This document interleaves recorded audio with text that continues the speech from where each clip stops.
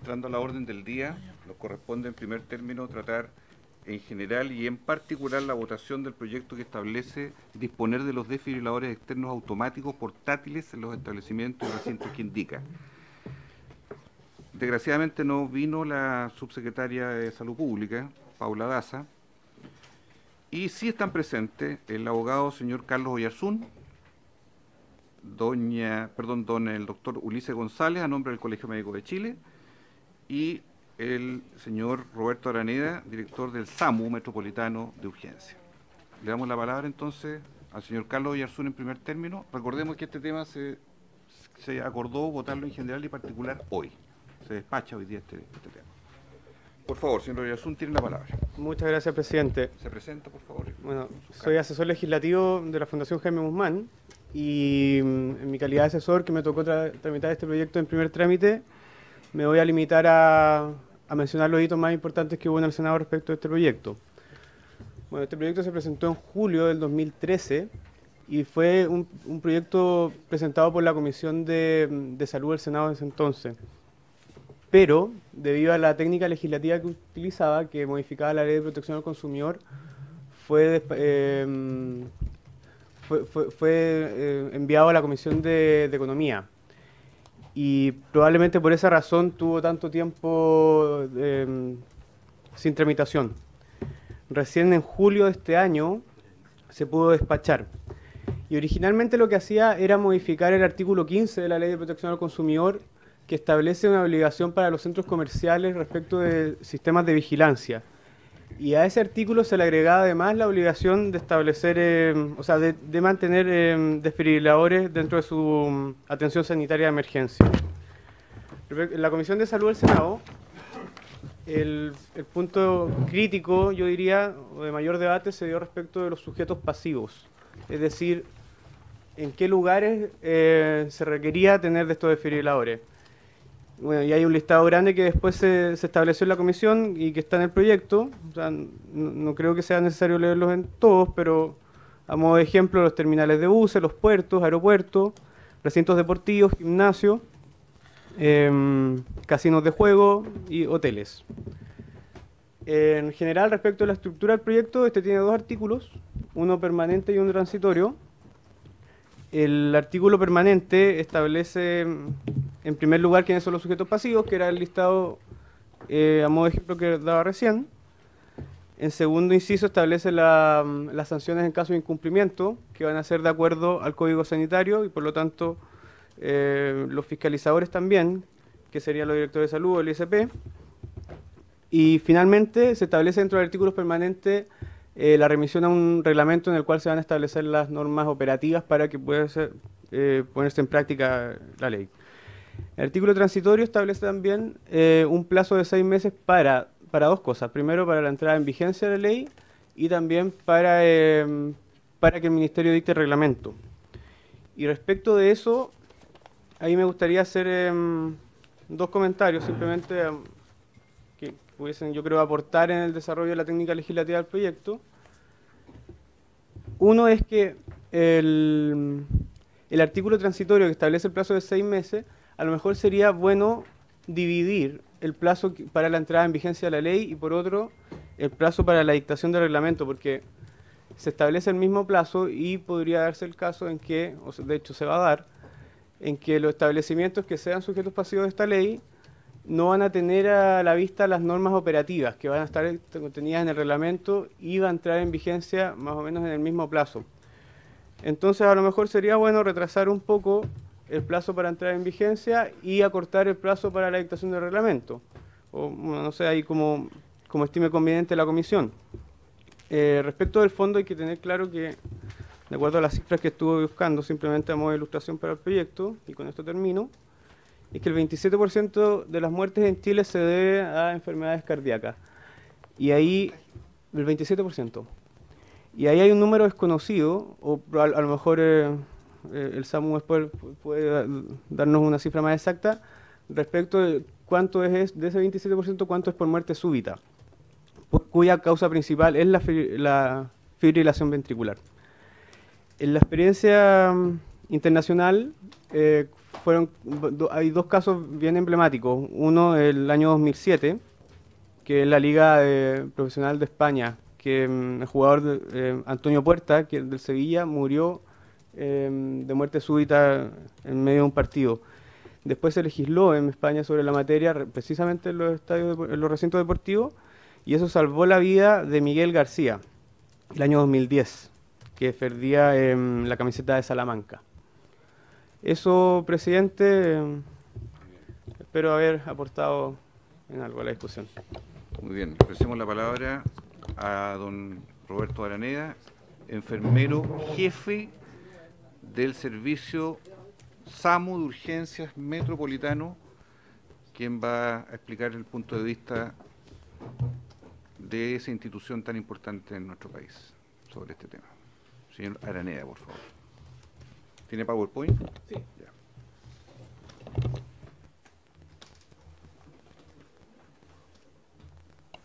Gracias, señor presidente. Buenas tardes. Traje un PPT bien breve que lo que busca fundamentalmente es poder contextualizar desde la perspectiva de las estrategias para mejorar la sobrevida del paro cardiorrespiratorio extrahospitalario y que probablemente ese sea el principal motivo, ¿cierto?, de qué es lo que busca finalmente la ley como tal. El contexto que pudiésemos dar tiene que ver fundamentalmente con que los datos que tenemos a la vista son básicamente datos internacionales extrapolados de población norteamericana y del Consejo Europeo de Resucitación. Ellos son los que más miden fundamentalmente la incidencia y prevalencia fundamentalmente de la muerte súbita, o lo que básicamente estamos llamando el paro cardiorrespiratorio extrahospitalario. Estamos hablando de básicamente cerca de 800.000 personas al año. La incidencia es bastante variable y tiene que ver fundamentalmente incluso con datos estacionarios, datos poblacionales, e inclusive tiene que ver hasta con datos que tienen relación con ciclos circadianos. Lo que sí, un punto importante es que increíblemente, pese a todas las estrategias que hay en la actualidad, la sobrevida promedio a nivel mundial es cerca de entre un 8 y un 10%. Por lo tanto, implica que hay que ser bastante cuidadosos desde la perspectiva de cómo enfrentamos, ¿cierto?, esta patología tiempo dependiente, porque fundamentalmente hay lugares que han podido ser capaces de poder mejorar la sobrevida y por lo tanto ser costo efectivo, versus otros que fundamentalmente no han logrado mejorar ni siquiera 2 puntos porcentuales pese a los esfuerzos que se han realizado. Increíblemente, la evidencia muestra que los aeropuertos son el mejor lugar en donde uno pudiese tener un colapso, porque básicamente lo que tenemos ahí a disposición no es solo un equipo, sino que también personal preparado. Y eso también es la clave en el fondo de esto, que el equipo no es la panacea finalmente, no va a ser lo único que va a ayudar a salvar finalmente a ese corazón que está detenido, que está en colapso, sino que la capacidad del proceso como tal. Lo que sí hay que tener claro es de que por cada minuto de colapso hay una disminución de un 10 a un 12% de sobrevida. En consecuencia, después de 10 minutos de colapso, prácticamente la mortalidad es un 100%. En general, los pasos para asegurar una sobrevida y una buena sobrevida se han dado a nivel internacional en base a lo que se denomina la cadena de sobrevida. Y la cadena de sobrevida se plantea en dos contextos hoy por hoy. Un contexto es el contexto intrahospitalario y el otro contexto es el extrahospitalario. Lo que nos convoca hoy por hoy es básicamente el extrahospitalario, en donde el reconocimiento y la activación de los sistemas de emergencia es el punto más importante. La reanimación cardiopulmonar. No. En este momento no, pero debiese haber aquí en el Congreso un equipo. Porque si miro a buscar uno, todos funcionan igual, así que...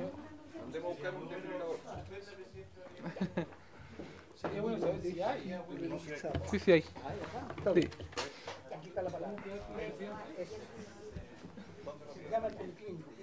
Eso.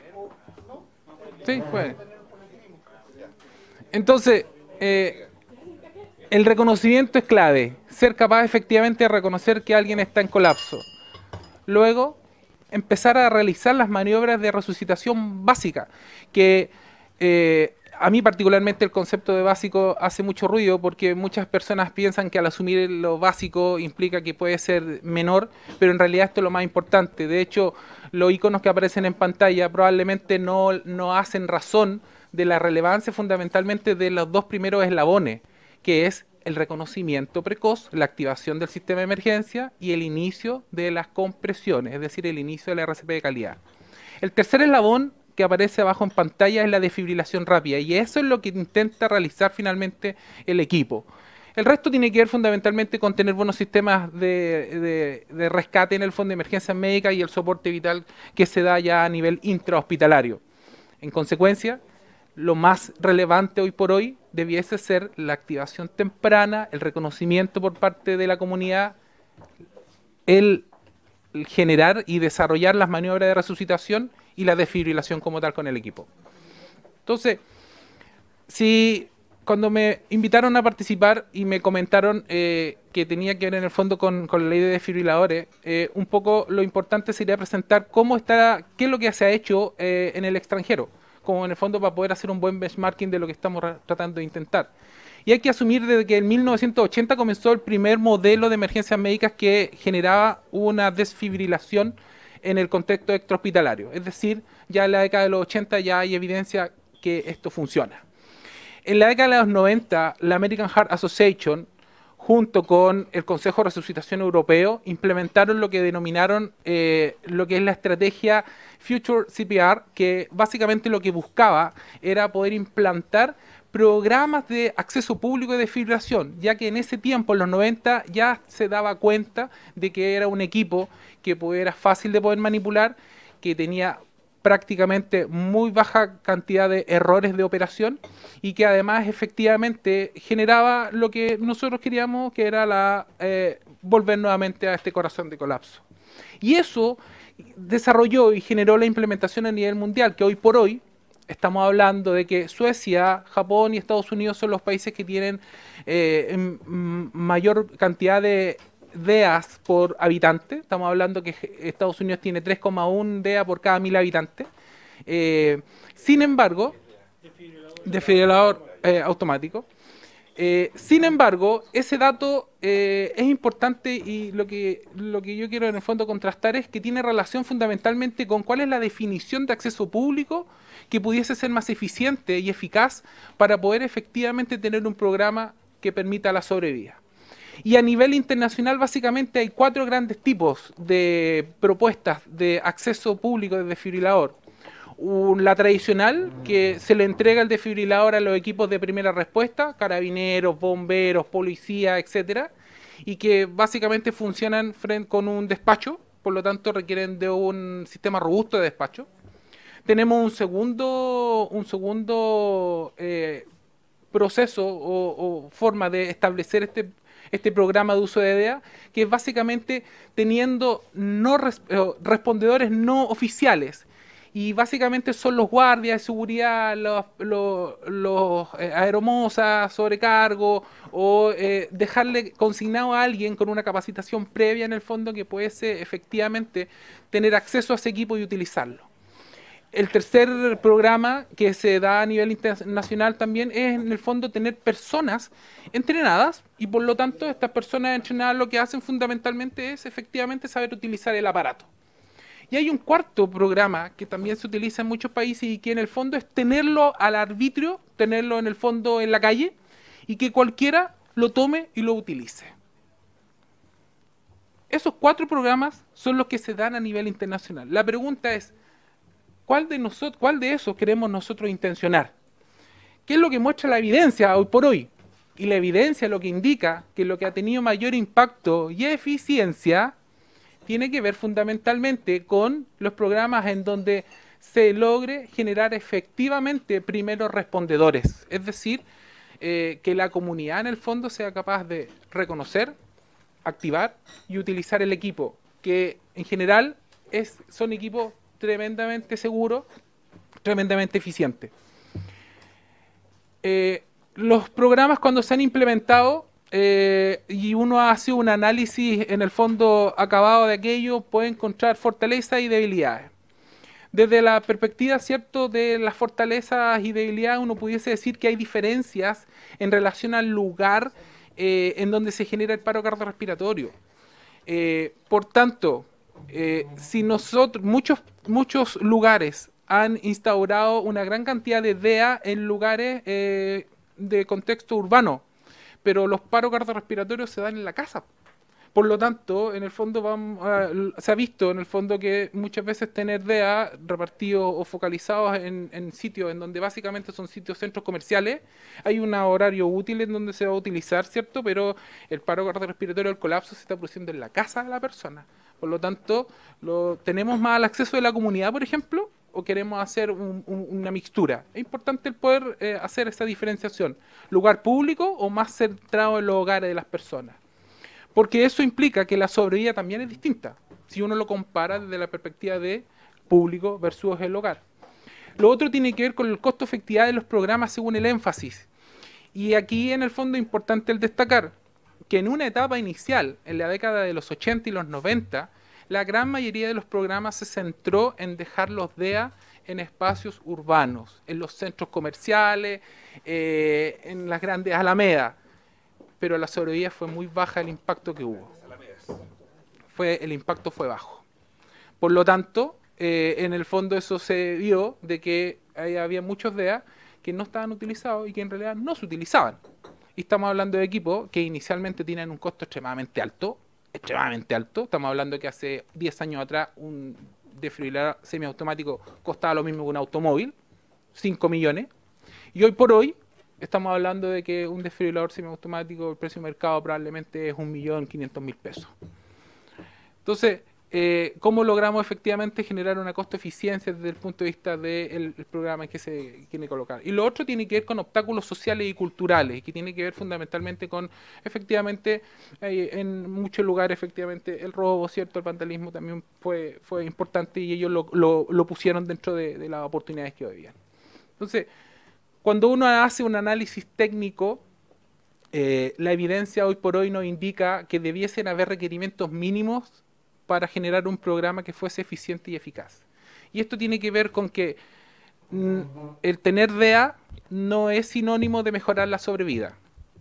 El tener solo el equipo no significa que va a tener un impacto inmediato en la sobrevida de las personas y por lo tanto que tenga un impacto directo en la salud pública.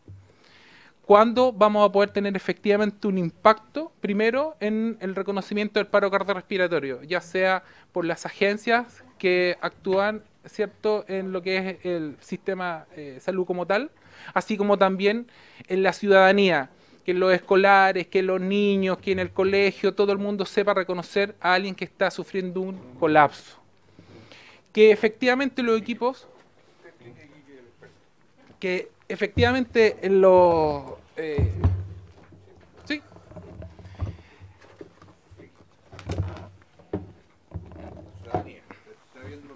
Sí. Este es un equipo DEA, ¿ya? Un desfibrilador semiautomático, ¿ok? El equipo, en el fondo, independiente de la marca, la gran mayoría, en el fondo, funciona exactamente igual. Está compuesto por el equipo propiamente tal. Este nunca ha sido utilizado, se supone. Se nota aquí claramente que está todavía con... Vamos a sacarlo y vamos a soltarlo nomás.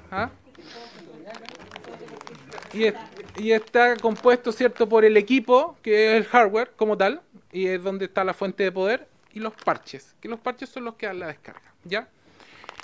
Yo puedo estar tocando los parches con el equipo encendido y no me va a descargar, porque el microprocesador que tiene adentro efectivamente es capaz de saber cuándo yo requiero una descarga, por lo tanto es extremadamente seguro. La única forma de que me dé un golpe es que yo me pegue con él en la cabeza, no tengo ninguna otra opción, probablemente tal, ¿ya? Todos tienen un botón de on, de encendido. La gran mayoría debiese estar en español. Unidad funcional. Unidad. Parches para adultos. Permanecer quieto. Comprobar capacidad de respuesta. Solicitar ayuda. Permanecer quieto. Comprobar capacidad de respuesta. El primer eslabón es reconocimiento precoz. Por lo tanto está diciendo, está indicando las maniobras iniciales de reanimación, que en el fondo es Comprobar respiración. ver si alguien está respirando, si tiene su villera permeable. Parches de fibrilación en tórax de paciente. Este es el parche. Yo abro el parche y el parche son dos parches. Son dos parches en el fondo. Se abre y tiene una imagen. Por lo tanto, Colocar parches de Es muy fácil poder colocarlo. Y en el bajo el esternón y el otro bajo la zona mamaria en el fondo, ¿ya? Es muy explicativo en el fondo. Si yo me pongo los parches ahora, el equipo se va a dar cuenta mi ritmo y no me va a descargar. Aunque yo trate de apretar el botón, no me va a permitir descargar. ¿Ah? Lo he hecho, lo he intentado. Por lo tanto, es extremadamente fácil de poder utilizar y extremadamente seguro de poder utilizar. ¿Ok? El problema es poder sacar cuando hay vello, ¿cierto? Corporal, en el fondo, pero... Colocar parches de fibrilación. Y todo el rato va a estar. en tórax de Y todo el rato va a paciente. estar. ¿Ok? Algunos que vienen incluso con rasuradores.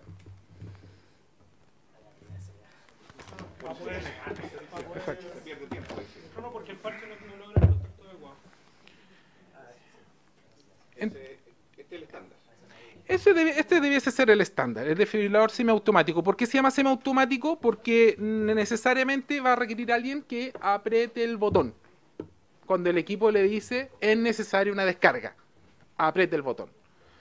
El desfibrilador automático que prácticamente ya casi no, los proveedores casi no lo tienen a disposición, es el que te hace todo. En el fondo te visualiza y él mismo te hace la descarga, pero en realidad se ha visto que es más económico el desfibrilador en el fondo semiautomático, es decir, que yo doy la descarga, siempre y cuando el equipo me lo permita, si no, no lo va a permitir.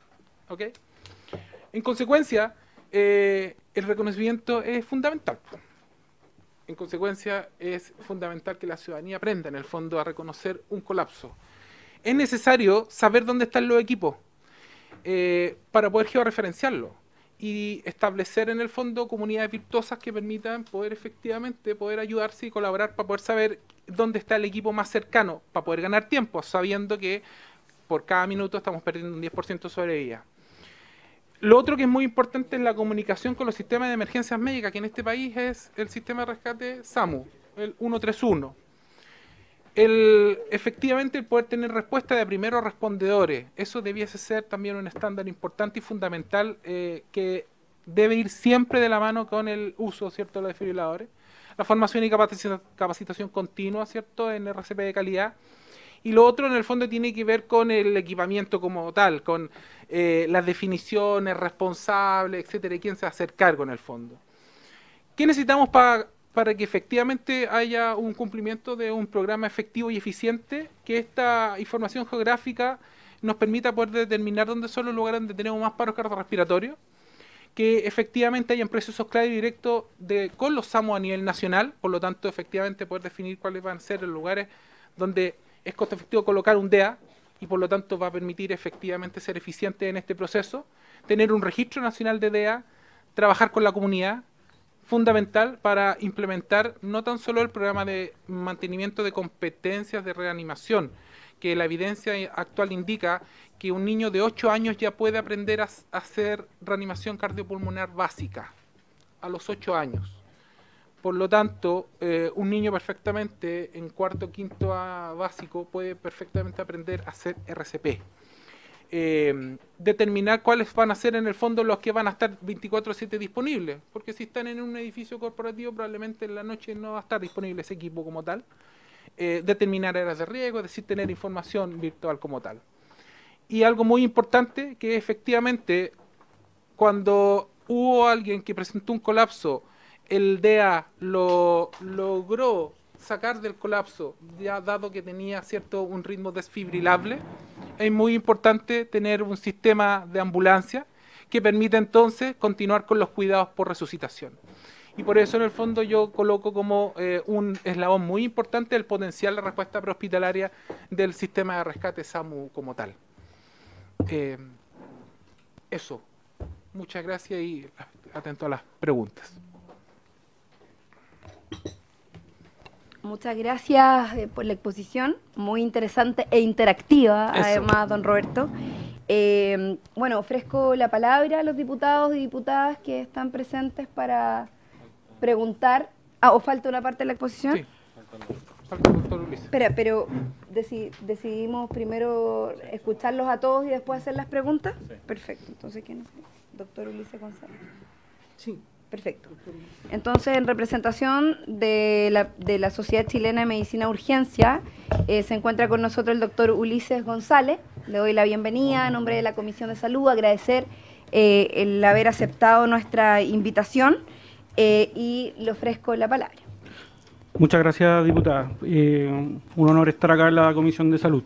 Me presento, soy Ulises González, soy médico cirujano, especialista en medicina de urgencia, docente de la Universidad de Chile y presidente de la Sociedad Chilena de Medicina de Urgencia. Haciendo énfasis en lo que hablaba Roberto anteriormente, la importancia fundamental de continuar con la cadena de supervivencia desde el reconocimiento precoz del paro cardiorrespiratorio es lo que realmente ha demostrado salvar la vida. ¿Sí? Tenemos muchas experiencias internacionales. Traje a colación, por ejemplo, una que se publicó el 2016 en el New England Journal of Medicine, una revista de alto impacto en medicina, de un trabajo en Japón donde 4.499 pacientes entre el 2005 y el 2013 sufrieron un colapso cardiovascular en la calle, donde primero había una baja tasa de reconocimiento del paro, una baja tasa de desfibriladores electrónicos automáticos disponibles para la población, con un 1,1% de sobrevida. El 2013, después de implementar todo un programa de educación, de reconocimiento del paro, de cómo funciona el desfibrilador, lograron tener una tasa de 16,5% de sobrevida, ¿ya? Con un outcome neurológicamente significativo. ¿Qué significa esto? Porque el paro no es solo sacar al paciente del ritmo, no es solo que el corazón vuelva a latir. El objetivo del paro es que esa persona que no tenía que morir, que no se tenía que detener su corazón, vuelva en las mejores condiciones posibles al alta hospitalaria. La sobrevida se mide al alta hospitalaria, se mide cuando el paciente se va para su casa, al mes después. Por tanto, parece importantísimo generar educación en el reconocimiento del paro. Por ejemplo, los ingleses publicaron en el Circulation el año pasado un trabajo que hicieron entre abril del 2017 y en enero de 2018, donde medían la distancia entre un DEA y un paciente que había sufrido un colapso cardiovascular, ¿sí? Y ellos encontraban que 200, 300 metros era suficiente como para que este paciente fuera atendido de manera adecuada, ¿sí? Entonces, solo quisiera recalcar que el DEA es parte importante del eslabón de la cadena, un eslabón importante de la cadena sobrevivida, ¿sí? Que la sobrevida de un paciente en fibrilación ventricular disminuye un 3% por cada minuto que se demora la desfibrilación. O sea, cada minuto, cada 60 segundos, ese paciente tiene 3% menos de sobrevivir a este evento cardiovascular. Entonces no es menor, pero como no es menor la mitad de la cadena, no puedo tener la mitad de la cadena sin antes haber garantizado el primer eslabón, que es el diagnóstico precoz y el masaje adecuado, ¿cierto? Además, haciendo mención a lo que comentó el abogado, cuando empecé a preparar esto, busqué muchas fotos de diarios donde más o menos hay un alumno fallecido por año en educación física en el colegio. Entonces no es necesario ir a buscar España. Me parece que Mariano Puerta fue un caso emblemático por la connotación que tiene la Liga de Fútbol Española, pero en los periódicos nacionales aparece eso. Alumno, 12 años, muere en el colegio en educación física. Entonces, ¿es importante el desfibrilador? Sin duda que es importante, sin duda que es importante, pero más importante es el reconocimiento precoz. Y tan importante como el primer eslabón, como el eslabón de al medio, es importante que después de que reconocimos el paro, iniciamos el masaje y dimos la descarga, podamos tener un sistema de ambulancia fuerte que sea capaz de llegar y responder en el momento que corresponde. ¿Sí? Sin ir más allá, creo que la necesidad de esta reforma a la ley es fundamental para la salud pública de Chile. Sí puede generar un impacto, pero tiene que ser en el contexto que corresponde. Muchas gracias. Perfecto. Muchas gracias, don Ulises. ¿Cómo? Doctor Ulises González, no sé si quedaba alguien más, secretario, perdón, que yo estoy reemplazando al presidente. Yo también estoy reemplazando. Ok, ayudémonos entre los dos entonces. Sí, perfecto. ¿Y quién lo acompaña? Por favor. Y la doctora Loreto Acuña, ¿Ya? especialista en medicina de urgencia, también docente del programa de medicina de urgencia de la Universidad de Chile. Perfecto. Y secretaria de la Sociedad Chilena de Medicina Loreto de Urgencia. Acuña. Loreto Acuña. Bueno, también la saludamos a la señora Loreto Acuña, doctora Loreto Acuña. No sé si usted quisiera complementar algo más de la exposición del doctor Ulises. Le ofrezco la palabra. Gracias. Mira, más que nada yo creo que lo importante aquí y tener súper presente de que la educación es muy importante, porque no solo hay que saber reconocerlo, sino que hay que saber qué hago en ese momento. Y eso del masaje y todo el tema, en países donde esto lleva más tiempo que nosotros, se ha demostrado que programas como, me recuerdo cuando, por ejemplo, fue el tiempo de la campaña del cólera, que se hizo mucho énfasis en televisión, aquí también tiene que haber una educación a todos, donde la gente entienda qué es un buen masaje, cómo se hace un buen masaje, cuántas veces tengo que comprimir, por cuánto rato, porque uno se pone nervioso, entonces es importante no solo, yo creo que es muy importante tener DEA, es una cosa esencial. Yo vengo llegando de un viaje a Europa y había en todas partes donde uno va, incluso dentro de las iglesias, en los museos, en todas partes hay, ¿ya? Nosotros necesitamos estar también a un nivel de un país más desarrollado y tener nuestros DEA, pero hay que saber usarlos. Y para eso hay que, además de comprarlos, tener un programa de educación donde se pueda explicar a la gente, porque hay unos que uno los abre y se prenden solos, hay otros que hay que aprenderlo. Entonces, mi énfasis como parte de la Sociedad de Medicina de Urgencia sería hacer un énfasis también en la educación a la población general, que es la que ve primero al que cae en la calle, hasta que nosotros los médicos, ya sea del SAMU o de otros servicios de rescate, llegamos al paciente, pasa mucho rato. Entonces, la población general tiene que saber hacer estas maniobras. Eso más que nada sería mi aporte. Perfecto. Muchas gracias, doctora Loreto. Bueno, le ofrezco la palabra a los parlamentarios, parlamentarias. Diputado Gaona, tiene la palabra. Bueno, primero un breve comentario. Más allá de la relación costo-eficiencia, una vida vale cualquier costo que haya. Por lo tanto, no creo que un proyecto de ley de esta naturaleza tenga que ser medido por la relación costo-eficiencia. Lo que sí, nada sacamos con tener estos desfibriladores si la gente no los sabe usar. Entonces mi pregunta es para ustedes que están en el sistema de urgencia, si el MinSal tiene una política específica de educación a la comunidad sobre estas materias, porque probablemente los centros comerciales o los lugares que hoy día cuentan con algún desfibrilador, sí efectivamente seguramente capacitarán a su gente y todo eso. Pero más importante es lo que se señalaba respecto a la formación de la ciudadanía. Entonces, yo quisiera saber si existe algún programa en el Ministerio de Salud que aboque este tema, si hay presupuesto en esto, si está considerado poder hacer algo respecto a este tema, de tal manera de que efectivamente esta obligación que vamos a colocar para distintas instancias tenga la posibilidad de que la gente común y corriente sepa usar estos aparatos, porque si no, en realidad es un costo ahí que vamos a tener o una oportunidad que va a haber que no va a poder saberse aprovecharse. Entonces mi pregunta es si efectivamente tenemos una política en el MinSal que lleve a la capacitación de la gente o a la información y educación a la gente para usar estos aparatos y en general el sistema de primera atención de urgencia, porque no siempre vamos a tener la posibilidad de que haya un profesional de la salud al lado cuando uno le pasa a cualquier persona que tiene un infarto. Entonces, en ese sentido quisiera saber si hay algo específico y identificado presupuestariamente, por decirlo de alguna manera, en el Ministerio de Salud. Un momento. Tomen nota, por favor, porque van a haber varias preguntas que hay varios diputados inscritos y ustedes responden al final. Así que vayan tomando nota nomás de las preguntas. Están inscritos los diputados Belolio, Rosa, Cariola, Celis y Castro. El diputado Belolio tiene la palabra. Muchas gracias por la presentación. Quiero decir que yo tengo conflicto de interés en esto porque mi hermana y mi cuñado son médicos de urgencia, así que conozco de cerca y yo soy fanático además de los datos y la evidencia, así que no me perdonarían jamás no mirar la efectividad de los DEA en la evidencia que hoy día existe en el mundo.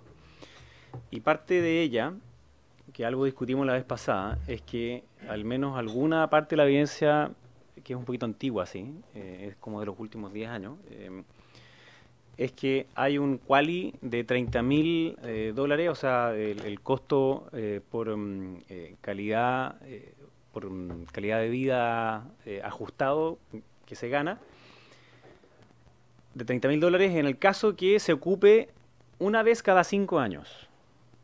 O sea, que en un 20%, que en los lugares esté en un 20% de los casos.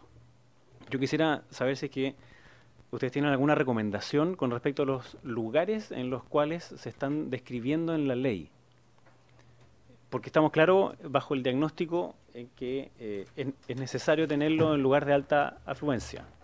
Y ustedes han comentado algunos de ellos. Y en esto voy a tener una diferencia con el diputado amigo mío que me antecedió, porque cuando uno hace política pública es importante hacer la medición de costo-efectividad en medicina. De lo contrario, uno podría decir, mire, ¿sabe qué? En cada una de las salas de clase de cada colegio necesitamos uno. Y uno dice, no, pues, en verdad necesitamos uno en el colegio. Bueno, eso es un análisis de costo-efectividad. Entonces, para saber cuántos ponemos, es la pregunta que tenemos que hacernos en concreto. Y el proyecto de ley dice que son terminales de buses, puertos, aeropuertos, estaciones de trenes subterráneos y superficie, recintos deportivos, gimnasios y otros con una capacidad igual superior a las 2.000 personas. Ese es el primer estándar que pone. Y después dice ambulancias básicas, establecimientos educacionales de nivel básico, medio y superior, los casinos de juego, hoteles con capacidad superior a 50 habitaciones, centros de eventos, convenciones y ferias, centros de atención de salud, cines, teatros y parques de diversión. Entonces, obviamente, en algunos de ellos es súper fácil calcular la masividad, digamos, de la cantidad de personas que concurren, y por tanto que dé más o menos el análisis que yo le acabo de decir, probablemente el 20%. Pero en otros no. Entonces, yo quisiera que ustedes nos dijeran si tienen alguna recomendación de circunscribirnos y si tienen alguna evidencia en el país, además de, obviamente, sumarme la pregunta que hizo el diputado. No es fácil, además, encontrar gente que haga el curso del PHTLS. Somos algunos locos que queremos hacerlo, no hemos encontrado el tiempo para hacerlo, a pesar de que no estamos leyendo el libro. Pero se hace poco ese tipo de cosas. Hay una baja cultura de aquellas personas que ejercen algún grado como de liderazgo en distintas instituciones en tener cursos de emergencia. Yo me acuerdo en la universidad nosotros nos obligaban a tener uno. No, mentira. Cuando yo fui presidente de la FEUC, obligaba a quienes iban a trabajos de invierno a hacerlo. Eso al revés. ¿Por qué? Porque me parecía que cuando llegaba una situación que podía ser de urgencia, era muy necesario tener algunas nociones básicas que podían literalmente salvarle la vida a alguien. Tal como dijeron ustedes, el RCP lo puede aprender un niño de 8 años. Entonces, me gustaría que también habláramos de esa otra parte que si bien no es del proyecto de ley, cómo podemos tener una mayor conciencia de urgencia por parte de la ciudadanía y ojalá concentrada en aquellos que hoy día son dirigentes sociales, son dirigentes de juntas de vecinos, que son los principales líderes que están más cerca de las necesidades de las personas. Gracias.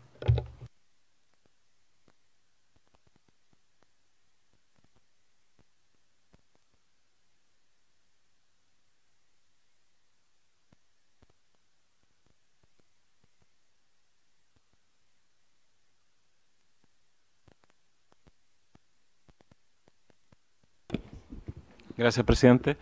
Bueno, justamente un poco lo que tocaba usted mismo, presidente, el tema del reconocimiento y el tema del lenguaje que usamos los médicos, que habitualmente es críptico, y de ahí motiva mi pregunta. ¿Existe, además de los planes de educación que probablemente van a existir, hay países que han realizado mejor o peor que otros la educación de su ciudadanía, sobre todo teniendo en cuenta que nosotros no vamos a ser un país que va a implementar esto de un día para otro, ni de un año para otro, porque estos son muchos recursos que significa ir implementando gradualmente en el país una red de DEA.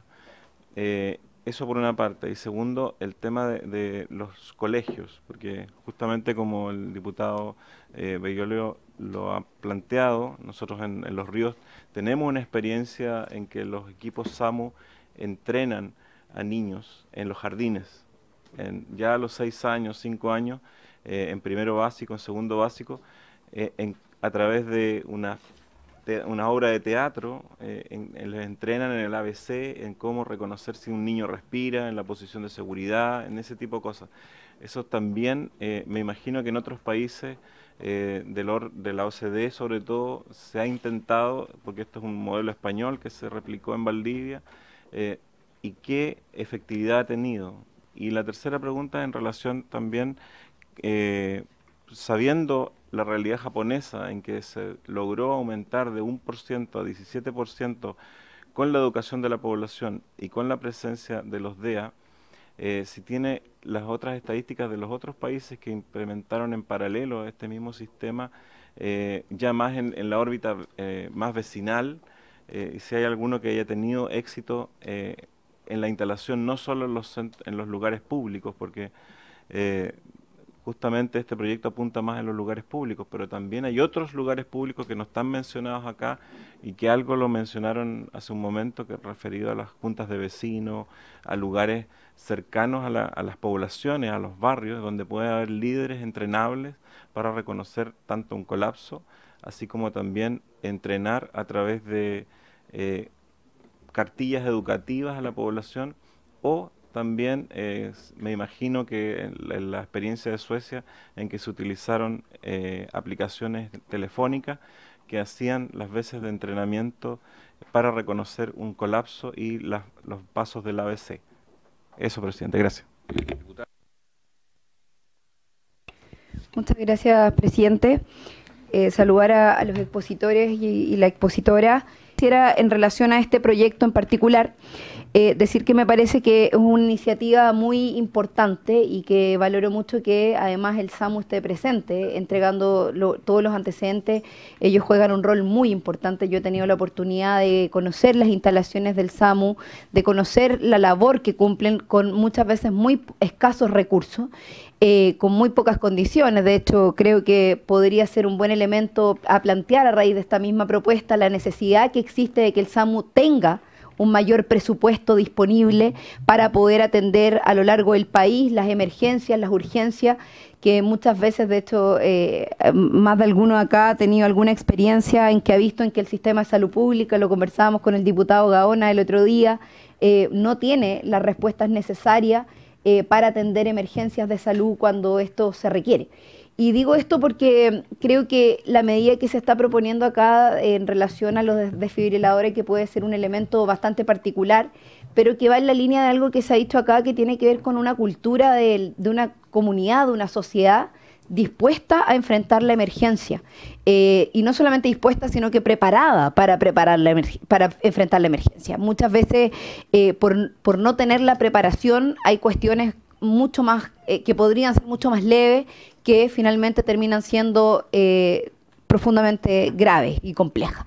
Y creo que este proyecto de ley es un proyecto que viene de alguna manera a hacerse cargo de esto, incompleto todavía, a propósito de que yo creo que hay un elemento que la doctora Loreto decía, ¿cierto?, en su intervención, que tiene que ver con de qué manera vinculamos una acción como esta con la educación de la comunidad.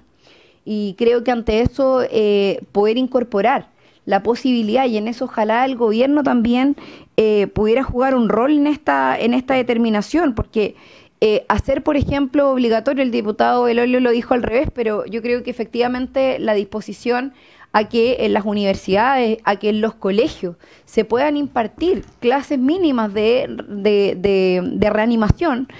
Probablemente varios de los que estamos acá, que somos profesionales de la salud, tenemos el curso de RCP, sabemos lo complejo que es poder obtenerlo y lo caro además que es en nuestro país. O sea, el tener acceso a ese curso, a esa capacitación, incluso hoy día se transforma en un privilegio, cuando en realidad debiera ser un derecho universal, no solamente de poder ayudar a quien tiene la necesidad, sino que también de poder recibir la ayuda en el momento y en el lugar oportuno. Y eso pasa porque más personas, más ciudadanos de a pie, no necesariamente vinculados a un contexto de salud exclusivo y particular, tengan estas condiciones para poder hacerlo. Y cuando los niños desde pequeños tienen la posibilidad de acceder a estas herramientas.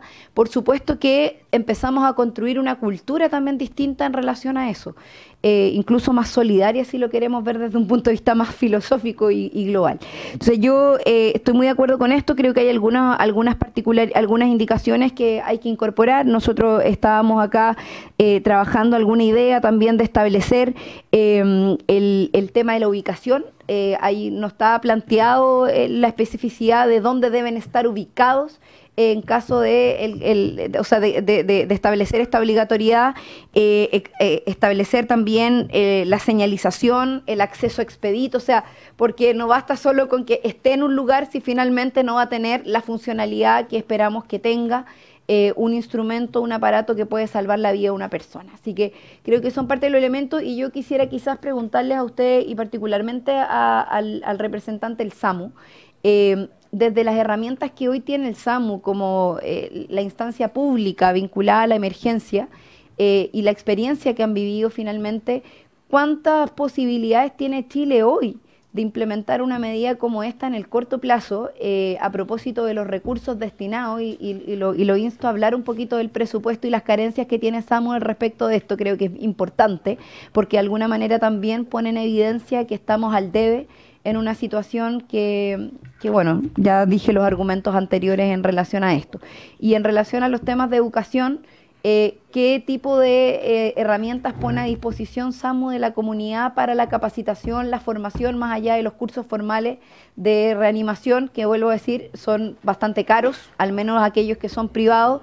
Yo no sé y no tengo conocimiento de instancias públicas donde esto se esté impartiendo, por ejemplo, a escuelas o espacios más amplios, talleres, a la comunidad en general.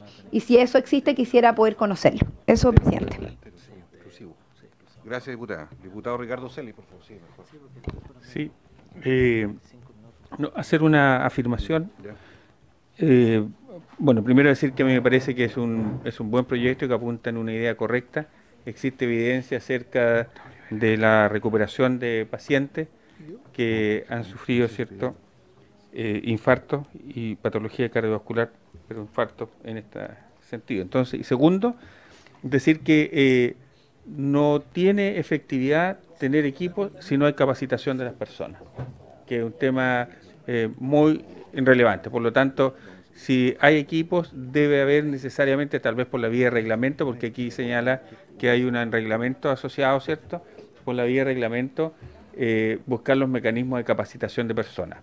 Hoy día se hace capacitación en los servicios públicos, ¿cierto?, en personal que trabaja allí, pero no todo, incluso ni siquiera todo el personal que trabaja en salud está preparado, está formado, menos aún ciertas personas que no son del sistema sanitario, así que debiese, para que tenga lógica y sentido, debiese estar necesariamente acompañado de un plan intensivo de formación y capacitación en la materia. Señor presidente. Gracias. Diputado Olivera, por favor. Gracias, presidente. También sumarme a las palabras de los otros diputados y diputadas, decir que es un proyecto súper importante. Rescatar lo que mencionó el doctor respecto de los establecimientos educacionales. En los establecimientos educacionales donde se ven muchos casos en las clases de educación física de niños que están en clase y tienen alguna patología que muchas veces desconocida incluso para sus padres y apoderados. Y me gustaría hacerle una pregunta. ¿Estos aparatos son universales? O sea, me refiero en cuanto a la calidad del equipo. ¿De dónde, cuál es el origen? ¿De qué país provienen? Porque esto igual es como un tema tecnológico, ¿no? Entonces, igual es súper importante tener en claro, porque el diputado Belolio habló sobre los costos-beneficios, que creo que es súper importante, o sea, saber si los equipos tienen un costo bajo, que importante es la calidad también, o si el equipo es caro, saber qué tipo de calidad tiene ese equipo. Porque creo que dentro de un proyecto, cuando uno analiza los proyectos y propone algo tan importante como esto, es súper importante contar con un equipo que efectivamente no nos vaya a fallar cuando lo necesitemos. Entonces me gustaría saber el origen de estos equipos, cuál es el mejor, si ustedes tienen conocimiento respecto de eso, y los costos que más o menos en los que fluctúa. Muy bien. Yo quiero preguntarle a los distinguidos especialistas. Bueno, a mí me tocó por largos años ser médico intensivo. Ahora soy político intensivo. Y yo recuerdo yo creo que he hecho 100 cardioversiones distintas en cada caso. Muchas, las tradicionales. Incluso a corazón abierto, con pinza. Quiero preguntarle al director del SAMU y al presidente de la Sociedad de Medicina Urgencia, ¿cuánto nos va a mejorar la sobrevida escasa en que minuto a minuto se van perdiendo esos instantes de oro frente a un paciente que está en colapso, en paro, en una condición crítica? Estoy pensando en los grandes eventos. Chile está acostumbrado a eventos musicales, eventos deportivos masivos. Por favor, silencio, por favor, diputado Torres. Diputado Velorio. Entonces, ¿hasta dónde, según la experiencia internacional, no va a haber temor de la población a acercarse sin saber qué hacer o hasta dónde va a ser efectiva su intervención? Porque cuando nos ha tocado, y ustedes todos los días, cuando uno ve un accidente en la calle, cuando uno ve a una persona desmayada, la gente contempla pero no interviene, salvo que haya alguien que esté cercano a la medicina o a la enfermería y que se hace paso para poder intervenir frente a alguien caído o herido. Entonces, ¿cómo estamos preparados frente a esto? No debiese suceder que tengamos los instrumentos y no tengamos decisión no solo política, decisión ciudadana de querer intervenir. Y en eso me gustaría que precisaran también las circunstancias. Todos vemos atropellos todos los días. Atropellos. Ustedes van a los rescates de los atropellos. Llegan a veces los bomberos un poquito antes, ¿no es cierto? Entiendo que ellos tienen su desfibrilador y todo lo demás, están equipados. No para el transporte, sí, sino solo para la intervención in situ. Entonces, quiero entender hasta dónde este instrumento, que todos vamos a apoyar, obviamente, está de verdad en condiciones en Chile de poder ser aplicado, que no se chacree, para que lo digamos con todas sus letras, que tampoco termine siendo como estas hachas que hay en el metro para romper los vidrios y que aparecen casi con llena de telaraña porque nadie se atreve a tocar ciertos equipos que son sagrados, por decirlo así, porque da temor ir a buscarlos, a usarlos. ¿Cuál es la perspectiva de ustedes frente a esta condición? Y quiero, por último, en particular, el infarto agudo al miocardio. Si ustedes pudieran precisar mejor ahí, porque ahí tenemos la primera mortalidad hoy día, particularmente en hombres, ¿verdad? Cardiopatía coronaria, hasta donde la rescatabilidad en esos minutos de oro puede ser decisiva en la medida que estén estos desfibriladores. Se le ofrece la palabra a los tres invitados para que puedan distribuirse las preguntas, por favor.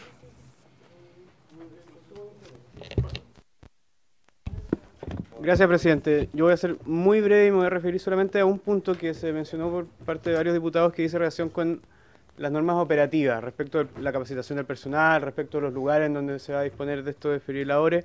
Y el proyecto de ley lo que se establece es que eso se delega al reglamento. Y por eso me atrevo a insistir con mi propuesta inicial, que era establecer un plazo distinto para la entrada en vigencia de la ley y para la dictación del reglamento, porque no olvidemos que la obligación, o quienes van a estar obligados a disponer de estos aparatos, son los administradores de los recintos a los que se establece la ley. Entonces, para tener una capacitación adecuada, para tener el conocimiento respecto a todas estas normas de ubicación, de disposición de los desfibriladores, a lo mejor sería bueno hacer esa distinción entre entrada en vigencia de la ley y la dictación del reglamento. Eso, presidente. Vamos, gracias, señor presidente. Vamos a ir complementando un poco la respuesta. Voy a partir respondiendo a la diputada. La verdad, el origen del equipo y el costo del equipo no es parte de mi expertise. Va a responder Roberto, que él es el jefe del SAMU y tiene más conocimiento en relación a a los costos. Probablemente yo lo podría decir yéndome a la segura que los alemanes son los mejores, pero eso es, qué sé yo, es una opinión, como casi todo. Pero en medicina los equipos tienen estándares, y estos están de seguridad que son mínimos para su funcionamiento, y hay unos que duran más, unos que duran poco menos, en relación, por ejemplo, que falla siempre, que la pila, no hay más pilas para ese equipo y se descontinúa el equipo. Entonces, son detalles pequeños en los que hay que fijarse. Sí, pero así es. Entonces, hay que fijarse en esos detalles.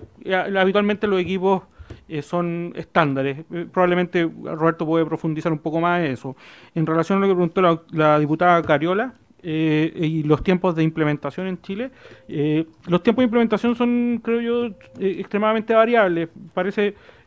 Me parece súper importante que desde ya se esté discutiendo esta ley, que se genere un acuerdo, porque en otros países, en otras realidades, donde el trabajo se viene haciendo desde los años 90, incluso han llevado a cambios en el sistema de cómo enfrentar el paro cardiorrespiratorio, porque la educación no ha sido capaz de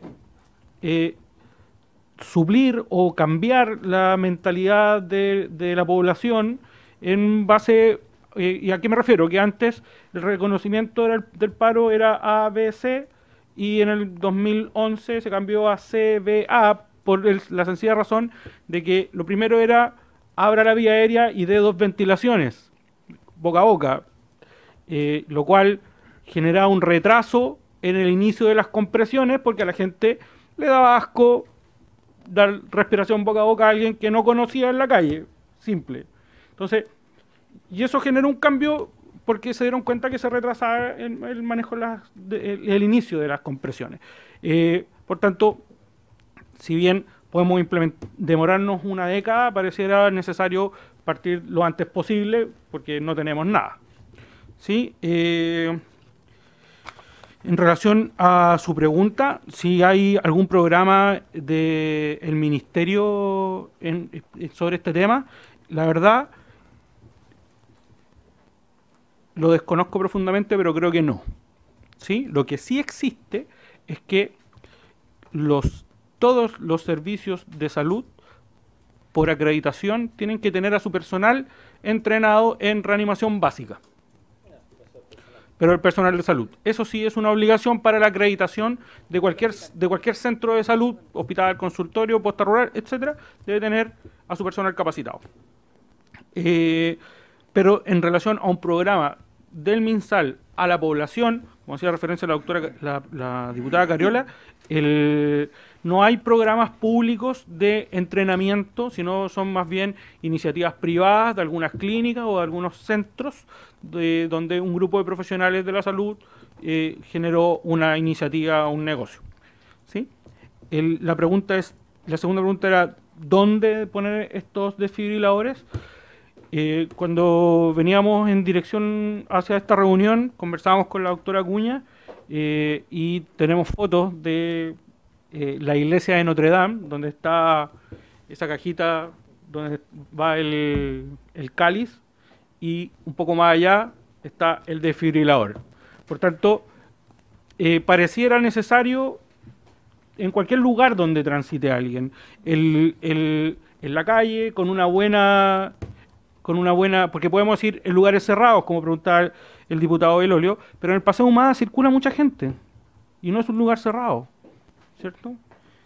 Entonces, en los lugares donde los papás que habitualmente no estamos en la mejor forma física, vamos a jugar al colegio la pichanga, y no es la actividad del colegio como tal, pero sí tiene que extenderse. Entonces, podemos encontrar muchos lugares. Probablemente el cine debe tenerlo, pero si la película dura 2 horas y el paciente tuvo el paro en los primeros 10 minutos de la película, el reconocimiento va a ser cuando prendan las luces. Eso ya va a estar más para el médico legal que para el desfibrilador. ¿Cierto? Claro. El éxito en Latinoamérica, desconozco si hay alguna experiencia, probablemente Roberto tenga un poco más, conozca algo más de eso. El entrenamiento telefónico como hizo mención el diputado, el entrenamiento telefónico, nosotros hemos hecho el ejercicio con los internos de medicina en una sala. El interno se da vuelta y ponemos a otro a que siga las instrucciones, sin mirarse. Y es extremadamente difícil. Hacen cosas, pero que podrían salir en los gags de cualquier cosa, ¿sí? Es muy difícil lograr que la población requiere entrenamiento muy importante de los operadores telefónicos, que probablemente Roberto también tenga un poco más de conocimiento sobre cómo funcionan los operadores, ¿sí? Y en relación a la educación, la doctora Acuña les va a responder. Muchas gracias.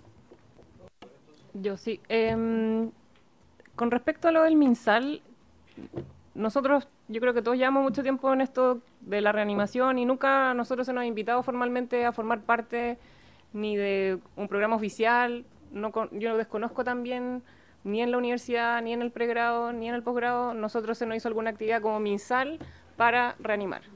Lo que sí existe ahora, que no existía antes, son centros de simulación que son del ministerio. Son 6 en Chile, de los cuales 2 ya están funcionando, que uno es de la Posta Central, que es AJA, que es una asociación americana, la American Heart Association, que es la que hace los típicos programas donde uno ve, que es lo que mencionaba la diputada, que son muy caros, etcétera. Ellos pertenecen a esas, están haciendo su simulación bajo ese tipo de simulación, y el otro que está funcionando es uno que queda en Punta Arenas. Y esos son con platas ministeriales, ¿sí? Puerto Montt, perdón, me equivoqué, Puerto Montt. La gente que está trabajando en Puerto Montt está incluso llevando educación a los colegios a través del SAMU. Ellos están trabajando con SAMU a educación escolar. Entonces, no existe propiamente tal, pero pudiera existir. Ya hay como una cosa que está empezando. Dependemos de la iniciativa de los... Sí, claro, locales. De todas maneras. Ahora, yo soy instructor AJA y les puedo decir que no es necesario que sea específicamente AJA. Puede ser, por ejemplo, en la Universidad de Chile, para la acreditación se hace un sistema de reanimación para que la gente esté acreditada, pero que lo hace el mismo hospital sin pagar la no sé, licencia o como se llame. Entonces se puede hacer con una cosa más costo efectiva, siempre y cuando el personal que enseña esta técnica, en el fondo, que es una técnica, si no es tan difícil, es reconocimiento precoz del paro, que no responde, no respira, uno lo moviliza, el paciente no responde, y uno inmediatamente activa el sistema de emergencia e inicia masaje. Y uno sigue como una lista de cocina, sino la idea es que el personaje que está haciendo la reanimación del paciente no tenga que pensar nada, sino que como que repita y haga como instantáneamente y por instinto esta cadena de supervivencia, sin tener que empezar así, pero le hago esto otro, no. Lo veo que colapsa, lo muevo, lo veo si respira, si no respira, llamo al sistema de emergencia, pido un desfibrilador y lo masajeo hasta que llegue alguien a ayudarme. Ese es el orden, fin. Entonces, no es tan difícil de enseñar, pero lo que sí, como decía el doctor González, la parte telefónica es compleja. Nosotros hemos visto que le dicen masajea al paciente y uno llega y están así haciéndole... la población no tiene por qué saber. Ellos no son médicos y nosotros no son del personal de la salud y uno tiene que tener la... Claro, tal cual. No. Hay que hacerlo una cosa que sea más asequible a la población. Nosotros... De un tiempo a esta parte ha habido harta participación del SAMU, por ejemplo, en los matinales, y eso ha tenido harta relevancia, creo yo, en lo que la gente le interesa o empieza a darse cuenta de que es importante estos temas. Entonces, quizás ahí hacer una intervención de algo, insisto, en la tele, podría ser, por ejemplo, con los jugadores de fútbol, no sé, pues si Gary Medel le dice masajee, capaz que todos vayan a ir a masajear, no sé. Son ideas que porque en Estados Unidos, por ejemplo, lo hacen así. Yo sigo un médico en Twitter que dice que en Target su hijo, él siendo médico de urgencia, tuvo un paro y él no supo reaccionar y la gente del local masajeó al niño, le puso el dedo, lo salvó y él le agradece profundamente que la institución Supermercado X haya tanto capacitado a su personal como tener el DEA para que su hijo no se muriera, siendo él un urgenciólogo súper importante, pero no supo reaccionar porque claramente era su hijo. Entonces, yo soy una convencida de que la educación es lo más importante y claro, el desfibrilador ayuda al número final de cuánto vamos a rescatar o cuántos no. Los desfibriladores son como los celulares o como los autos, hay buenos, malos, más o menos, y depende de dónde sean. Hay unos que son chinos, hay unos que son alemanes, ahí eso ya es. Nosotros, por ejemplo, que hacemos muchas simulaciones en la universidad, vemos cotizaciones distintas y de varios precios, ahí eso tienen que verlo ustedes, pero no hay uno que sea mucho mejor que otro, porque como dice Ulises, tienen unos estándares de calidad mínimos, entonces si no cumple con eso no sirven, no pueden salir al mercado. Y, ¿qué más? Con respecto a dónde, yo creo que eso va a ser la parte más difícil, porque por ejemplo alguien mencionó las ambulancias básicas. Yo trabajé 8 años en un consultorio y la ambulancia básica era un chofer que manejaba la ambulancia y un señor que antes era portero y en ese momento ayudaba a subir a la gente a la camilla. Entonces, sin ningún conocimiento médico, ellos solo trasladaban los pacientes desde el consultorio hasta el Hospital del Salvador. Entonces hay que tener todo ojo ahí también porque, nuevamente, lo importante es educar y que tengan la máquina no sirve de nada si ellos no saben utilizarla. O sea, probablemente las ambulancias básicas del SAMU que sí tienen reanimadores entrenados y todo son mejores que las ambulancias básicas de los consultorios que no necesariamente el personal que se sube a esas ambulancias es de la salud. Eso.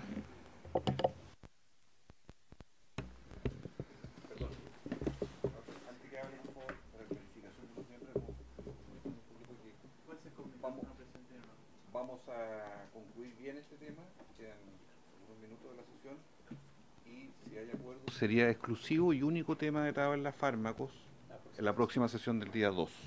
¿De acuerdo? Muy bien. Por favor, señora Araneda. Bien. Voy a tratar de ir en el orden que fui viendo el tema de las preguntas. Yo entiendo que en la división de atención primaria hay un programa efectivamente de reanimación cardiopulmonar para la atención primaria y que básicamente los servicios de salud pueden postular asociados a un consultorio como tal y por lo tanto eso llevarlo a la comunidad.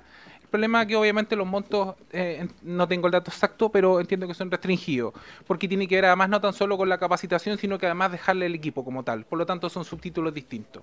Pero tal como comentaba en el fondo los doctores, MinSal está teniendo básicamente 6 centros de simulación y entiendo que los objetivos también tienen que ver con el acceso a la comunidad para poder aprender a hacer el soporte vital básico, ¿ya? Lo que comentaba el diputado Bellolio y la recomendación de dónde colocarlo, existen formas de poder efectivamente hacer el cálculo. Existen distintas fórmulas al respecto y algunas de ellas han sido más eficientes que otras. ¿Qué es lo que demuestra la evidencia? Uno lo puede colocar desde la perspectiva de metros, distancia al lugar o punto cero, en donde haya mayor riesgo de eventualmente generar un colapso, y el tiempo tiene que ver fundamentalmente con cuánto nos vamos a demorar. Debiésemos tener un equipo asociado, por ejemplo, a no más de 10 minutos de caminata simple, porque sabemos en el fondo que si nos vamos a demorar 10 minutos de caminata simple, probablemente corriendo nos vamos a demorar un 70% y por lo tanto le estamos dando todavía un porcentaje adecuado de poder colocarlo. ¿Cuál es la recomendación dónde colocarlo? Y eso tiene relación fundamentalmente con qué programa queremos instaurar. Cuando yo comentaba, vamos a tener un programa en donde solo los respondedores de la emergencia van a tener un DEA, es decir, carabineros, bomberos y las ambulancias, o vamos a tener un programa en donde va a ser abierto a la comunidad o a ciertas personas de la comunidad. La recomendación que nosotros damos como SAMU, creemos fuertemente en la formación de primeros respondedores, de hacer partícipe a la comunidad, y al tener formados a primeros respondedores, podemos entonces determinar lugares, ya sea juntas de vecinos, clubes deportivos, asociaciones de jóvenes, etcétera, que pueden ellos, en el fondo, ser los encargados de tener el equipo, pero además ser los encargados de poder tener la capacidad de reconocer, activar y generar entonces la respuesta. Nos parece que esa recomendación pudiese ser efectivamente más eficiente, así como también pensar, por ejemplo, que estos DEA debiesen andarlo trayendo, por ejemplo, las policías, en los carros policíacos, probablemente tal, en las motocicletas como tal, que pudiesen tener un mayor acceso.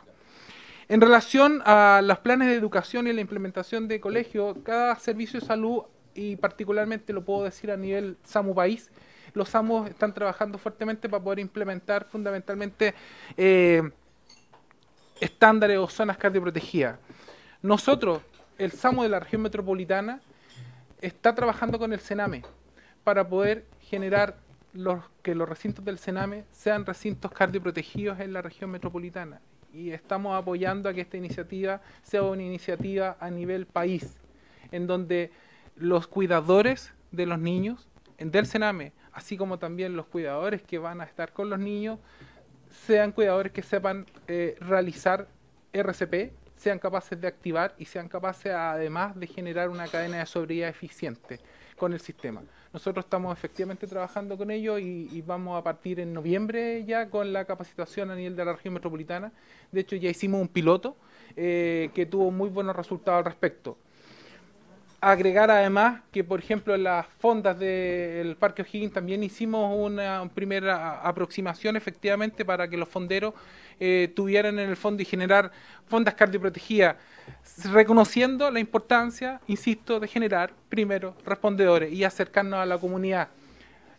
Lo que hace el SAMU de Valdivia, por ejemplo, es algo notable. En el fondo ellos tienen una fundación de amigos del SAMU y en donde van a los colegios efectivamente para poder enseñar a los niños. Por lo tanto, nos parece que esa es la clave y así es donde queremos avanzar. Desde el punto de vista de la tecnología, en general cualquier equipo que sea validado en el fondo por la FDA o por la Comunidad Europea es un equipo confiable, independiente de probablemente los 8 marcas distintas que existen en el mercado nacional hoy por hoy. La característica que debiese tener es que sea resistente a golpes y que idealmente el costo asociado no al equipo, sino que al parche fuese más eficiente, ¿ya? Porque el equipo perfectamente va a ser capaz de dar 200 descargas. Por lo tanto, si uno calcula cuánto es la vida útil que puede tener un equipo sin necesidad de mantención, pudiese ser perfectamente más de 3 años, independiente de que requiera mantenciones anuales como tal, pero uno pudiese decir, este equipo me va a durar 3-4 años. Lo que no le va a durar 3-4 años son los parches, porque los parches en el fondo debiesen ser utilizados una sola vez, y una vez que se utiliza, cambiar el parche. ¿Cuánto cuesta un parche? Hay parches que van desde los $100 hasta parches que cuestan $350, $400. Y que además eso sí tienen fecha de vencimiento. Y además que hay que tener parches adultos y parches pediátricos, porque son distintos. ¿Ok? Exactamente. Y si el equipo tiene tal marca, necesita el parche de la marca, porque no son multimarca los parches como tal. ¿Ya? Por lo tanto, eso es también importante del poder verlo como tal. Pero en general la tecnología hoy por hoy está bastante estandarizada por la forma de la onda que se utiliza como tal. ¿Cuánto mejorará en el uso de DEA en el colapso? Esa es una tremenda pregunta, ¿Qué es lo que ha mostrado la evidencia actual?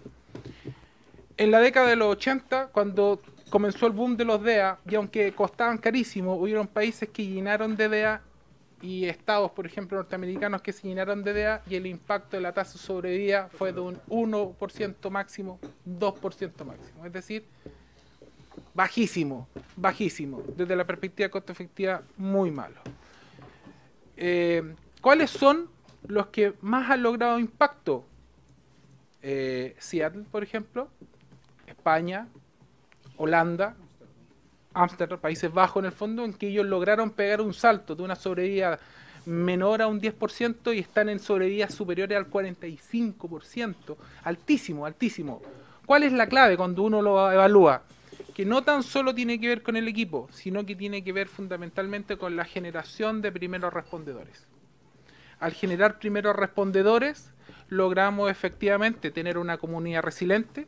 Esa comunidad resiliente entonces va a estar con mejores herramientas para enfrentar una emergencia, va a ser capaz en el fondo además de poder efectivamente responder y va a llegar antes de los 8 minutos efectivamente para utilizar el DEA. Porque, ojo, yo también quiero ponerlo en la mesa, que este equipo funciona cuando alguien colapsa y tiene un ritmo de colapso que es susceptible a ser descargado. Es decir, tiene lo que se denomina una fibrilación ventricular o una taquicardia ventricular. El problema está que la evidencia existente nos muestra que el 40% de los paros cardiorrespiratorios son por fibrilación ventricular. 40, hoy por hoy. Esos son los últimos datos. En los datos, cuando uno los leía en la década de los 80, veía que estaban hablando del 70, 80. Se fue invirtiendo. Probablemente eso tiene que ver con las patologías preexistentes, la comorbilidad asociada, en donde ahora los pacientes ya debutan con lo que se llama una actividad eléctrica sin pulso o con una asistolía probablemente tal que no son desfibrilables, por lo tanto el equipo no le va a desfibrilar. Pero ¿qué es lo que le va a ayudar a esa persona? El soporte vital básico, las maniobras básicas de resucitación, el efectivamente ser capaces de poder reconocer y activar la cadena de sobrevida. Es por eso en el fondo que si queremos que efectivamente tener un impacto sostenido en el tiempo, en donde los primeros 5 años seamos capaces de ir subiendo 5%, 5%, porque en realidad se han demorado cerca de 15 años, 20 años en lograr una tasa de sobrevida superior al 30, al 35, es que nos enfoquemos en el reconocimiento, nos enfoquemos en la generación de primeros respondedores y efectivamente tomar buenas decisiones en dónde vamos a colocar los equipos. Suena razonable en donde aparece la ley el colocar los equipos. Nosotros particularmente creemos como SAMU que debiésemos agregar en las ambulancias, ¿cierto? En Carabineros debiese de tener ambulancias y obviamente en todos aquellos lugares que eventualmente pudiesen tener un riesgo asociado mayor como tal. Y para eso se necesitan datos duros que en el fondo nos permita verlo. Y la otra pregunta que me hizo la diputada Cariola, la cual le agradezco en el fondo y que tiene que ver con cómo formamos desde el punto de vista de la capacitación formal. Todos los SAMU a nivel país están avanzando en tratar de formar a la comunidad. Nosotros particularmente, el SAMU de la región metropolitana está tratando de formar a la mayor cantidad de respondedores, pero sabemos en el fondo que hay ciertas brechas que tienen que ver también con cómo son los índices y las tasas que tenemos de móviles disponibles y de equipamiento disponible. Pese a los esfuerzos de los últimos gobiernos, todavía seguimos en el fondo con una baja relación móviles de reanimación versus habitantes. La Organización Mundial de la Salud habla de que debiese haber una ambulancia por cada 100.000 habitantes. La OCDE habla de una cada 75.000. Los países que más han mejorado la sobrevida hablan de una ambulancia avanzada por cada 75.000 habitantes. Nosotros en la región metropolitana tenemos una ambulancia cada 275.000.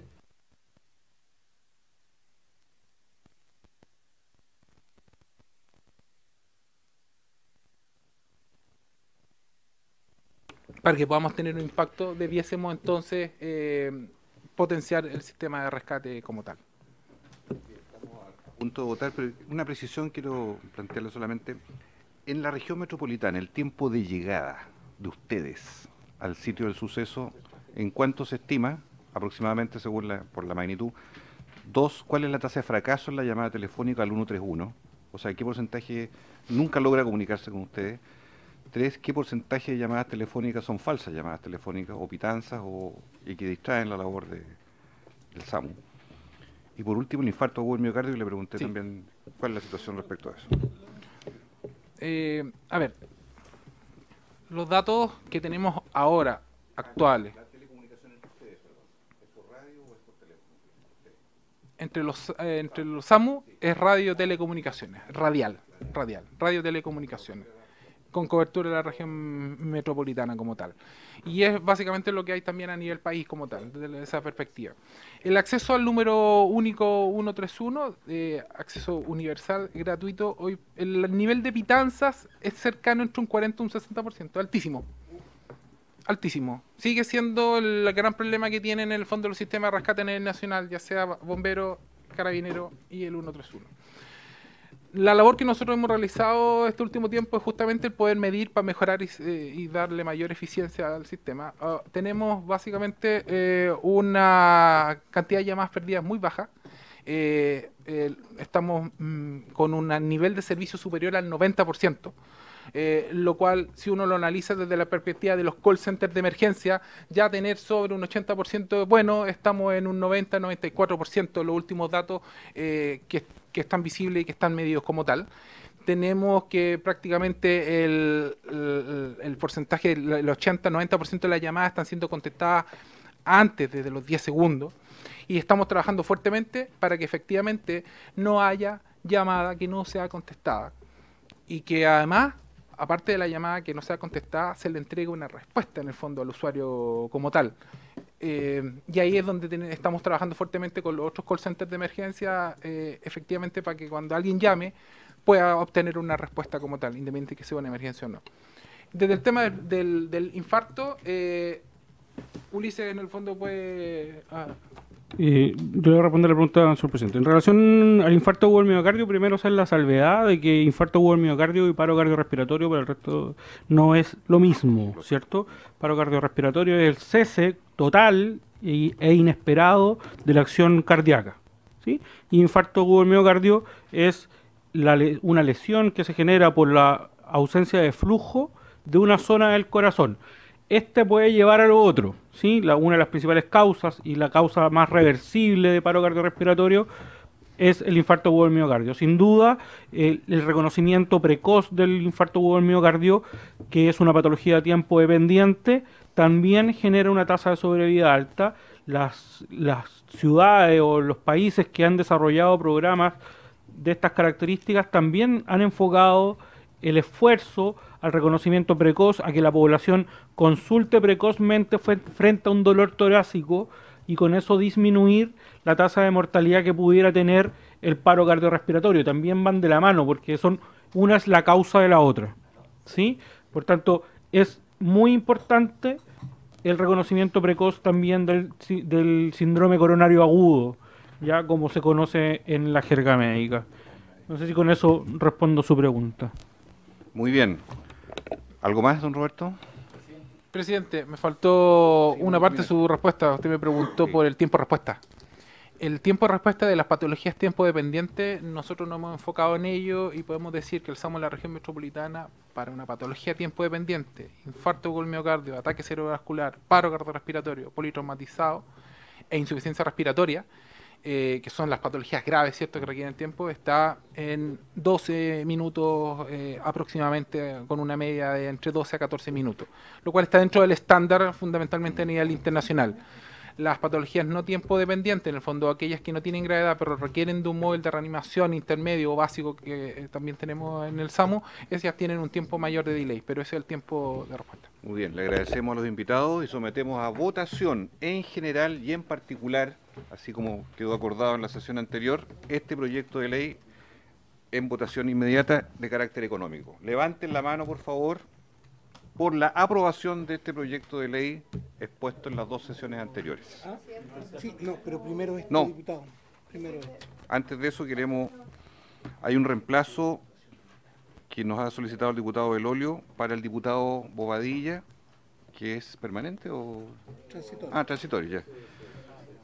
Ya, muy bien. Ya. Bienvenido.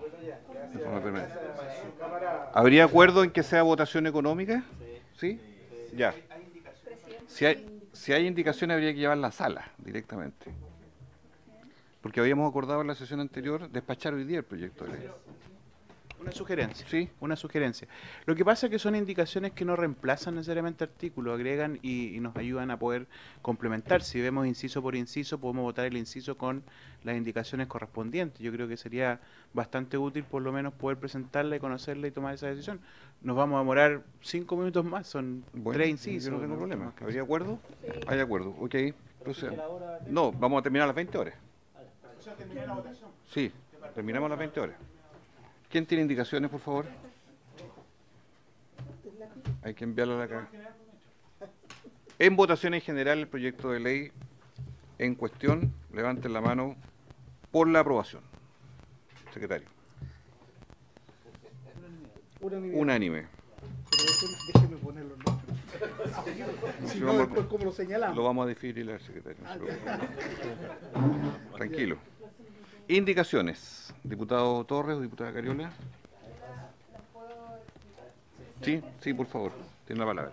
Presidente, sí, básicamente tal como lo decía el diputado Torres, son indicaciones que no reemplazan nada el proyecto, sino que van en la línea un poco de lo que aquí hemos planteado como inquietudes, que en relación a los establecimientos educacionales reconocidos oficialmente por el Estado que impartan educación media deberán incluir en sus planes y programas de primero a cuarto medio contenidos sobre técnicas de reanimación y uso de desfibriladores. Esa es una indicación que tiene que ver con complementarlo con esta idea de incorporar en la formación el tema y por otro y la otra indicación es para que incorporar en el inciso primero la siguiente indicación, que la ubicación de los desfibriladores debe estar debidamente señalizada en tanto su acceso expedito y libre de obstáculos para el uso en cuanto sea requerido. Yo también un poco hice mención a eso a propósito de viabilizar el uso efectivo de esto y que no quede solamente, que no esté presente sin necesariamente que estar en un lugar que sea accesible. Eso, y la otra, presidente, la va a explicar la diputada Claudia Mix. ¿Ustedes venían de acuerdo? Teníamos un enredo con lo... Gracias, presidente. Diputada Mix. Sí. En realidad, preocupado y entendiendo la importancia que tiene... Sí, la fecha, los plazos, se refiere. Sí. ¿Termino yo después? Sí. ¿Ya? ¿Ok? Diputada Mix. En función de la importancia que tiene Micrófono. tratar de cubrir los más lugares posibles de la instalación de los DEA, es que pensábamos, puede ser que no sea admisible, pero queremos intentarlo al menos, es que se pudiera agregar a la frase del inciso primero, a continuación de la oración, agregar y los órganos del Estado, entendiendo dependencias del Estado. ¿Tú crees que no vaya a pasar?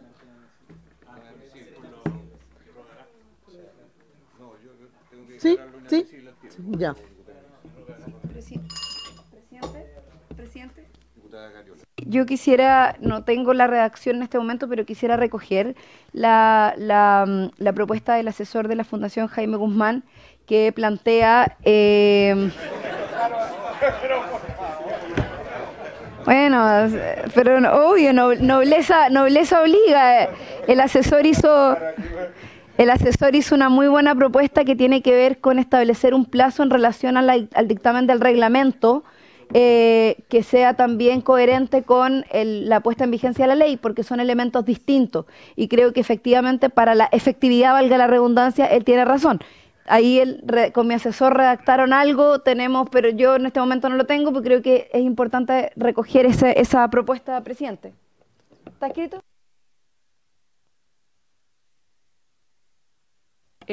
Con respecto a lo que acaban de decir sobre la accesibilidad, uno de los problemas que hubo al principio con los DEA es que se los robaban. Y entonces los tenían bajo llave.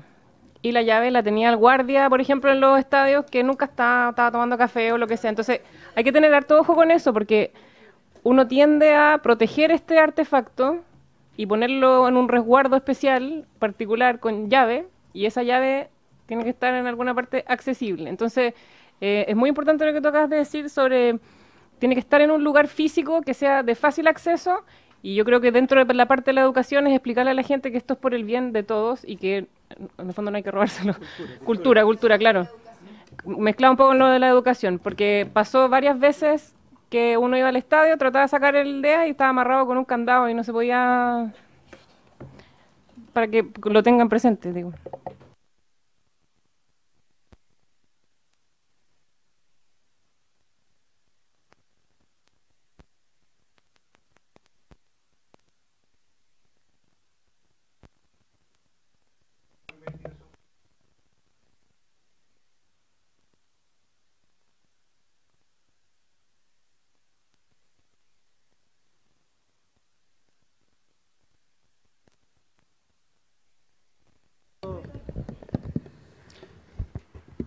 Para incorporar en el inciso primero la siguiente expresión: la ubicación de estos desfibriladores deberá estar debidamente señalizada y su acceso expedito y libre de obstáculos para su uso en cuanto sea requerido. Perfecto.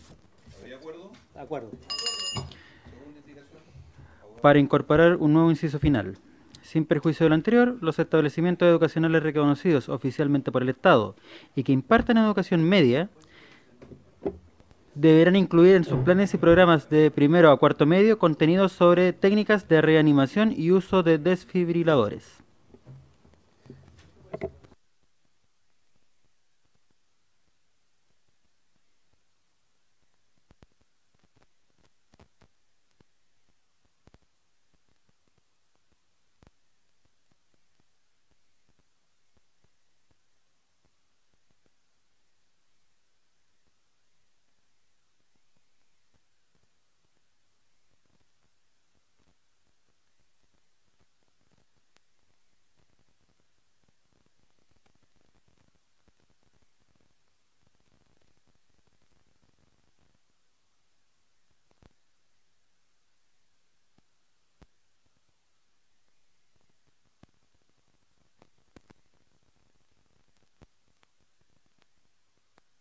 Favor.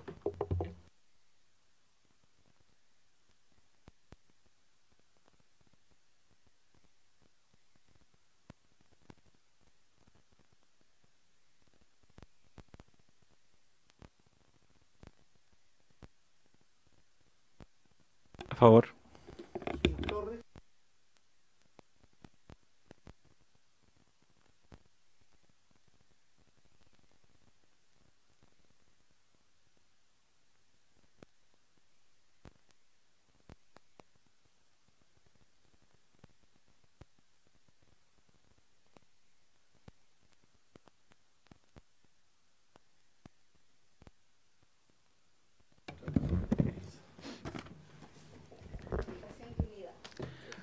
Para reemplazar el artículo transitorio. El reglamento de la presente ley deberá ser dictado 6 meses luego de su entrada en vigencia.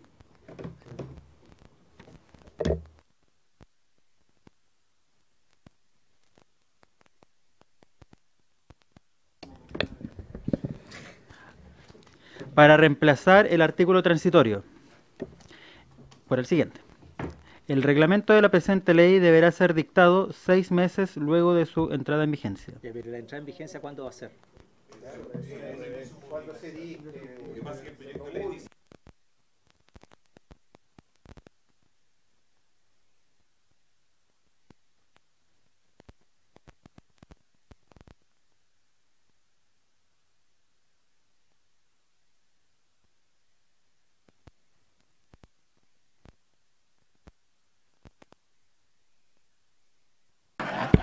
Propongo al doctor Juan Luis Castro.